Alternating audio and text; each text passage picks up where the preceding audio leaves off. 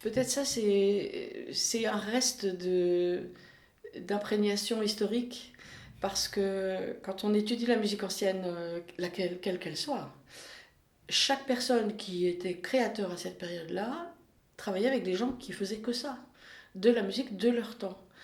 Quand on regarde les orchestres autour de Debussy-Ravel, bon, ils jouaient un tout petit peu de musique russe qui était faite depuis 50 ans, mais ils ne jouaient pas Bach, Mendelssohn, les musiques très anciennes, ils ne les jouaient pas, ils étaient vraiment que dans la musique de leur temps.